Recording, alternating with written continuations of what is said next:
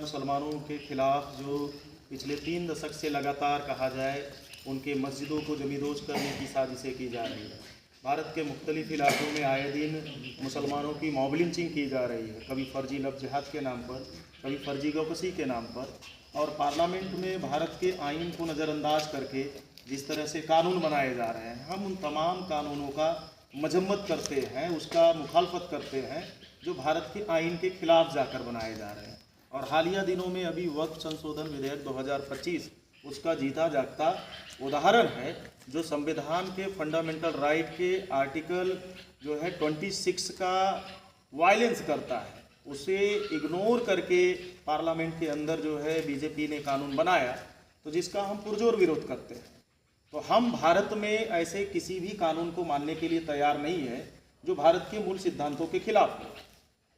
और चाहे इस देश में civil court, high court, supreme court भी अगर जजमेंट देती है, अगर संविधान के मूल सिद्धांतों के खिलाफ जाकर अगर कोई जजमेंट देते हैं, तो हम उसे मानने के लिए तैयार नहीं है, बल्कि उसके खिलाफ हम देश भर में आवाज़ उठाएंगे और संघर्ष करेंगे। तो ये जो है इन मुद्दों को लेकर आज के इस मीटिंग में चर्चा हुई। जैसे कि आपने कहा कि पार्लियामेंट में कुछ ऐसे विधेयक पास हो गए हैं जो आप लोगों के पक्ष में नहीं है, पर पार्लियामेंट में आपके भी लोग मौजूद हैं, क्या वे आपकी पक्ष नहीं रखते हैं वहाँ पे? क्या लगता है आपको? पार्लियामेंट में दरअसल आपके पक्ष जो बोल रहे हैं, भारत में आज तक पार्लियामेंट के अंदर पक्ष निर्माण ही नहीं हुआ। अगर पक्ष होता, दूसरा पक्ष होता, अपोजिशन होता, विपक्ष होता, तो आज भारत के संविधान के अंदर 400 से अधिक संशोधन या तब्दीली नहीं होते। और आज के तारीख में जिनको आप विपक्ष मान रहे हो, एक ही सिक्के के वो दो पहलू हैं। क्योंकि डेमोक्रेसी के अंदर प्रेशर ग्रुप का होना ज़रूरी होता है, दबाव समूह का होना ज़रूरी होता है। क्योंकि किसी भी लोकतांत्रिक देश में अगर दबाव समूह ना हो, प्रेशर ग्रुप ना हो, तो सत्ता में जो आसीन होंगे, बैठे हुए लोग होंगे, वो निरंकुश हो जाएंगे, यानी बेलगाम हो जाएंगे। ठीक उसी प्रकार से जैसे घुड़सवार के हाथ से अगर घोड़े की लगाम छूट जाए तो घोड़ा बेलगाम हो जाता है, उसी तरह से किसी भी लोकतांत्रिक देश में दबाव समूह का होना ज़रूरी है। इस देश में जो पक्ष और विपक्ष है वो एक ही पक्ष है। आप ऐसे कैसे कर सकते हैं? क्योंकि विपक्ष अभी जिस तेजी से दहाड़ रहा है पूरे देश में, वोट चोरी का मामला उठाया है, विपक्ष का जो जिम्मेदारी है वाकूबी से निभा रहा है। आप इस तरीके से आरोप कैसे लगा सकते हैं? विपक्ष अगर वाकूबी जो जिसको बोल रहे हैं दहाड़ रहा है, बोल रहा है, बाखूबी अगर इस भूमिका को अदा करता है, तो किसी भी कानून को कानूनी दर्जा हासिल करने के लिए लोकसभा से पास हुए कानून को राज्यसभा में 2/3 सदस्यों के बहुमत से पास होना निहायत ज़रूरी है। लेकिन पार्लियामेंट के अंदर 2014 के बाद जितने भी कानून बने, बीजेपी को राज्यसभा के अंदर अभी 20 दिन पहले 100 राज्यसभा सांसद सदस्य से उनकी ज़्यादा संख्या पहली बार हुई है। 100 से ज़्यादा पहली बार राज्यसभा सांसद बीजेपी के राज्यसभा में हुए। अपोजिशन पॉलिटिकल पार्टियों के ही ज़्यादातर राज्यसभा सांसद रहे। तो फिर सवाल खड़ा होता है कि 370 का कानून लोकसभा में पास हुआ, बात समझ में आती है, राज्यसभा में कैसे पास हो गया? किसानों के खिलाफ 3 काले कानून लोकसभा में पास करा लिया बीजेपी ने, बात समझ में आती है, राज्यसभा में कैसे पास हो गए? आईपीसी के साथ छेड़छाड़ का कानून लोकसभा में पास हुआ, राज्यसभा में किसकी वजह से पास हुआ? सीए एनआरसी भी इसका एक एग्जाम्पल है। और 11 राज्यसभा सांसद मौजूद नहीं थे। जो आज जिनको आप दहाड़ने की बात कर रहे हो, वही लोग थे। तो इस देश में जो हिडन लोग हैं, जिन्हें आप विपक्ष मान रहे हैं, अपोजिशन मान रहे हैं, दरअसल वो एक ही सिक्के के दो पहलू हैं। और वो लड़ाई नहीं लड़ रहे हैं, बल्कि नुरा कुश्ती कर रहे हैं। वो आज ओबीसी, एससी, एसटी, माइनॉरिटी के समाज के मुद्दों पे टीवी और अखबार में लड़ रहे हैं, हकीकत में नहीं लड़ रहे हैं। जहां पार्लियामेंट में मौजूद होकर जो संविधान के खिलाफ कानून बनाए जा रहे हैं, वोटिंग करना चाहिए, बल्कि वॉकआउट करते हैं। तो वॉकआउट करना भी समर्थन है। आज उसका एक जीता जागता एग्जाम्पल है। मतांतरण पे कानून बनाया जाना, उस पर क्यों नहीं अपोज किया? कि इस भारत के किसी भी नागरिक की उम्र, संविधान के अंदर प्रोविजन है, किसी भी भारत के नागरिक की उम्र अगर 18 साल की हो गई, वो वयस्क हो गया, तो किसी भी रिलीजन को, उस रिलीजन की आइडियोलॉजी को, उस रिलीजन पे फेथ कर सकता है। ये उसका मौलिक अधिकार है। भले ही मेरे घर में कोई बच्चा पैदा हो, आज मुसलमान हो, अगर वो बुद्धिज्म को फॉलो करना चाहता है, क्रिश्चियनिटी को फॉलो करना चाहता है, अगर उसकी उम्र 18 साल हो गई तो मैं उसे रोक नहीं सकता। ये उसका जो है फंडामेंटल राइट है, भारत के संविधान ने उसे अधिकार दिया है। और उस पर कानून बनाना तो मेरा मानना है फ्रीडम ऑफ स्पीच और फ्रीडम ऑफ एक्सप्रेशन पे पाबंदी लगाना है, अभिव्यक्ति के आज़ादी पे पाबंदी लगाना है। तो इन मुद्दों पर क्यों नहीं बोलते? विपक्ष बोल रहा है आज लोकतंत्र को सबसे ज्यादा जो नुकसान पहुंचाने वाला तंत्र इस देश में ईवीएम है। अपोजिशन के लोगों के मुंह में ईवीएम के मुद्दे पे दही जम जाती है।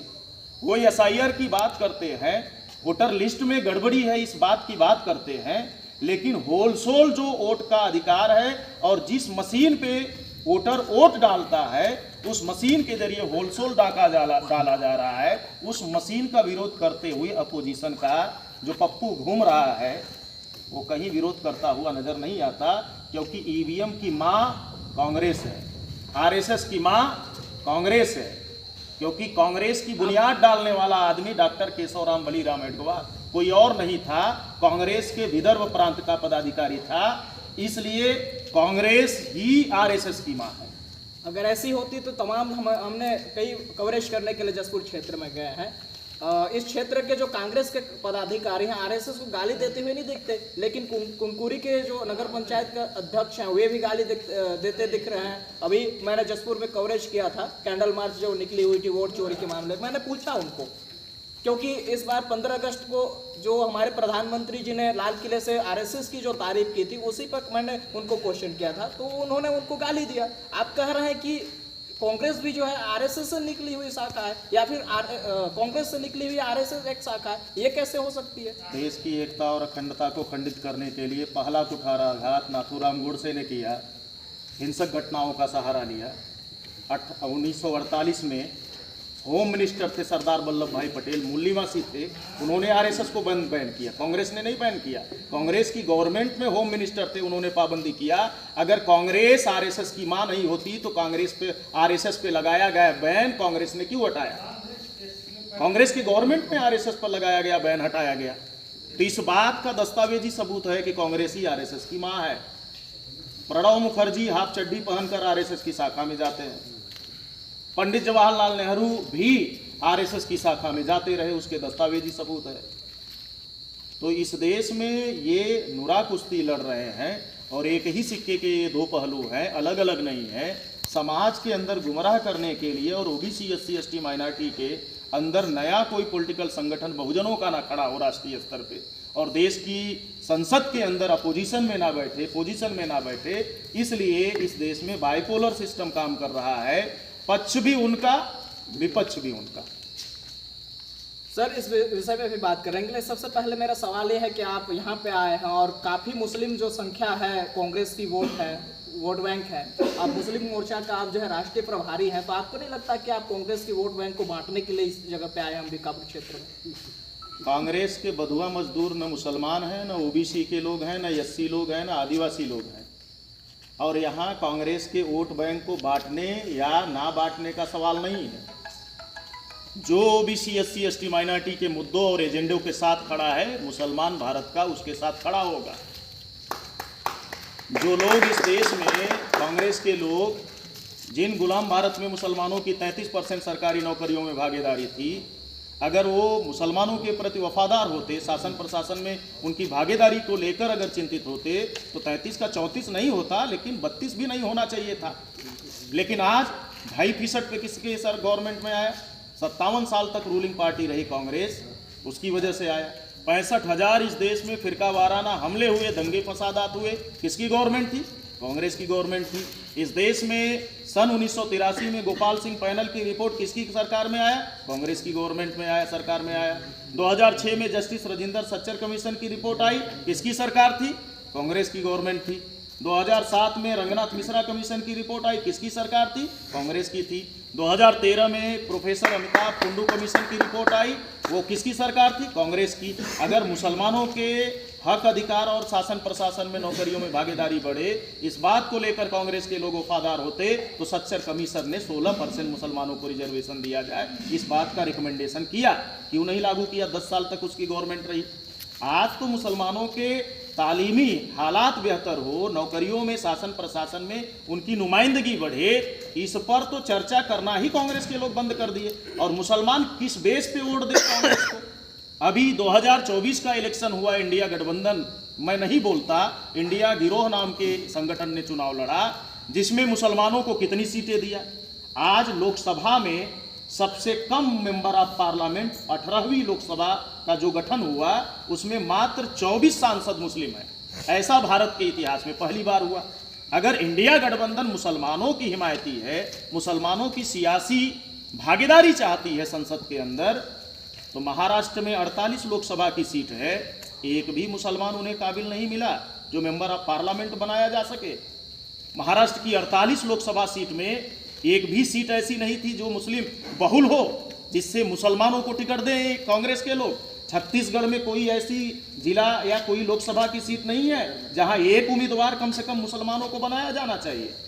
बात तो मुसलमानों की करते, मुसलमानों के वोट पर आज जिस दिन मुसलमानों के अंदर सियासी बेदारी आ जाएगी, उसी दिन भारत में कांग्रेस राष्ट्रीय पार्टी का दर्जा खो देगी। जैसे आपने कहा कि कुछ ऐसे विधेयक पास किए जा रहे हैं जो अच्छा नहीं है, लेकिन आपने कहा कि जो 18 वर्ष से ऊपर के हैं किसी भी धर्म को स्वीकार कर सकता है। अगर ऐसी विधेयक पास नहीं होती तो धर्मांतरण का मामला नहीं बढ़ जाता देश में? मतांतरण रोकने वाले लोग कौन है? आज अगर मुस्लिम बने, सिख बने, बौद्ध बने, लिंगायत बने, क्रिश्चियन बने, तो कहां से निकल के गए? ओबीसी एससी एसटी के लोग गए, क्यों गए? वे तो हिंदू उसके लिए जिम्मेदार इस देश की व्यवस्था वर्ण व्यवस्था है, उसके लिए जाति व्यवस्था जिम्मेदार है, उसके लिए ऊंच नीच छुआछूत गैर बराबरी की व्यवस्था है। तो जो इंसान है वो मसावात चाहता है, वो इंसाफ चाहता है, आज़ादी चाहता है, भाईचारा चाहता है, इंसान को इंसान समझा जाए और इंसान का जो हक अधिकार है वो मिले। तो जो लोग इंसानी हक अधिकार के विरोध में थे, सिस्टम पर काबिज थे, उनकी वजह से इस देश में अलग अलग मसावात के मानने वाले धर्मों में लोग गए। असल जिम्मेदार इस देश में वर्ण व्यवस्था और जाति व्यवस्था के पोषक लोग हैं। उस चीज को हम मानते हैं कि स्वयं से स्वीकार करके अगर कन्वर्ट होता है तो उसमें दिक्कत नहीं है, लेकिन